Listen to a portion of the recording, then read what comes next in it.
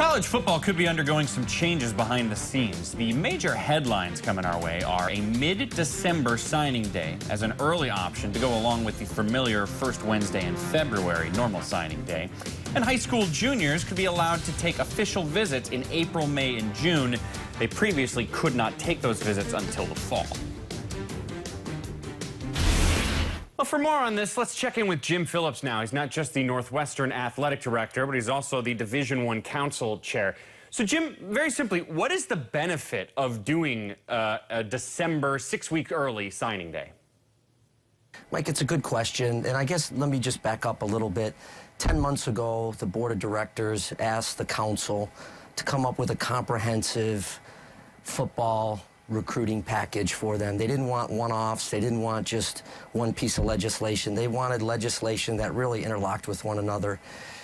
The earlier signing period really is about when you look at when young men are committing in high school, and you're at about 72% by October 1st of their senior year have verbally committed to a school, and over 90% of that percentage ends up signing with that particular school. And so the December period gives that group of student athletes that is ready to commit to the institution of their choice that opportunity. If you want to sign in December, that third week, along with the junior college student athletes, you can do that.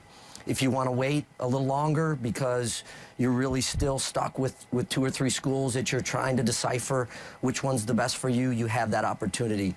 Mike, it's worked in our other sports. I think the most comparable example is the basketballs, men's and women's basketball. They have that early signing period in November. It works well. And then they also have a chance to sign late in April if they so choose. And the last piece of the football early signing period is you're now going to have that 7th semester of academic work. And I know a lot of football coaches and other folks just didn't like that idea of maybe doing something in the summer because of the academic piece. You only had 6 semesters of work. Now you have 7 complete semesters of work, and I think it makes sense. And in the end, this is about the student athletes and modern day football at the college level.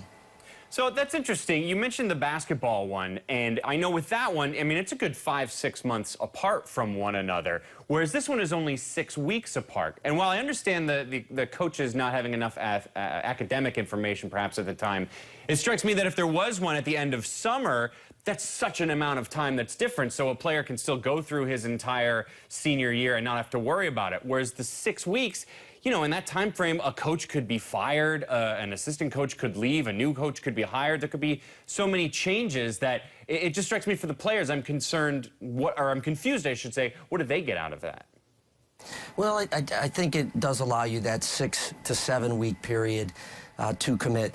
And I would also say that I don't know in 5 or 10 years if December will be the signing date that we have as an early period. I think this was something when we got our football coaches together with our administrators, conference commissioners, faculty athletic reps.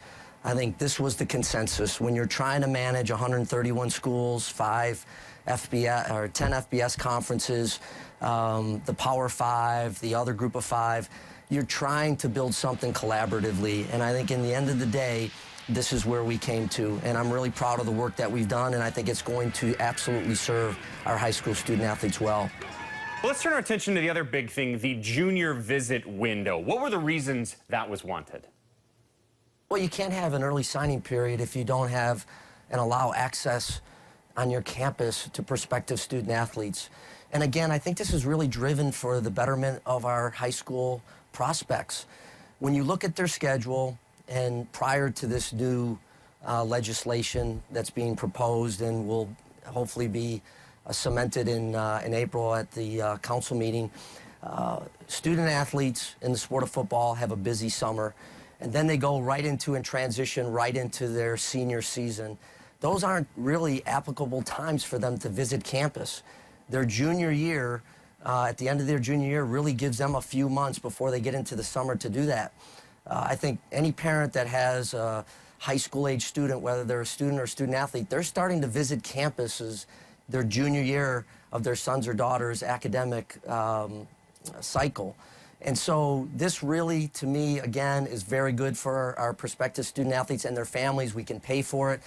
But then it allows it to go into June, and then it shuts it down in the month of July and August, which is really good for our coaches.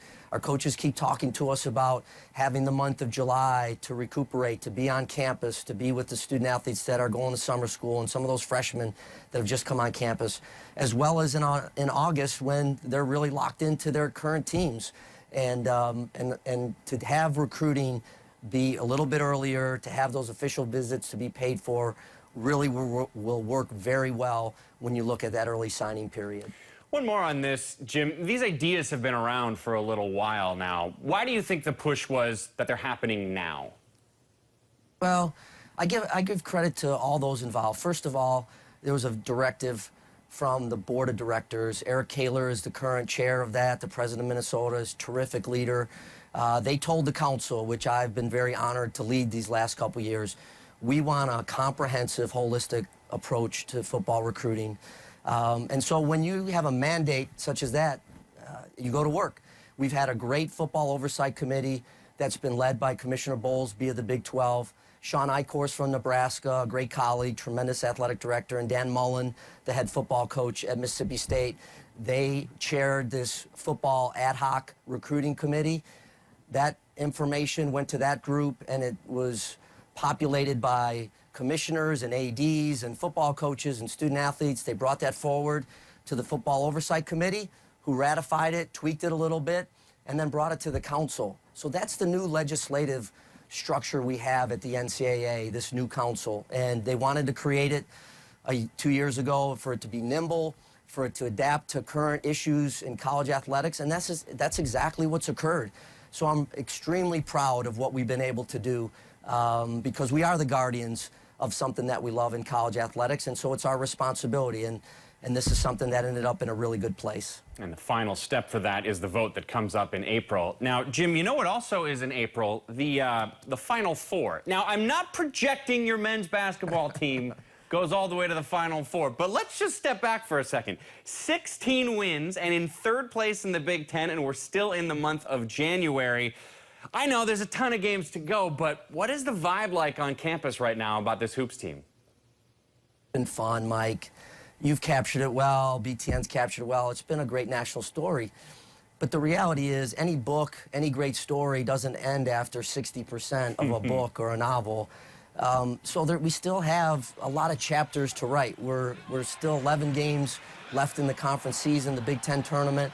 And so I really give the young guys a lot of credit, as well as our coaching staff. It's really been about the moment. It's about the upcoming game. And for us this week, it'll be Nebraska, who's had a great season. They've lost their last 2 games literally at the buzzer. They should be a 5-2 conference team right now. And so you can't look beyond that. But so far, the journey's been a lot of fun, and we'll see what happens the end of January here and the whole month of February and into early March.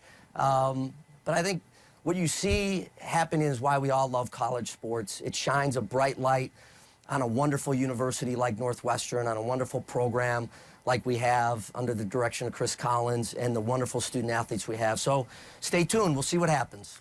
He's the AD at Northwestern, Jim Phillips. Thanks so much for your time and your insight. Plus, good luck with the rest of the season for the Cats. Thanks a lot, Mike. Go Cats.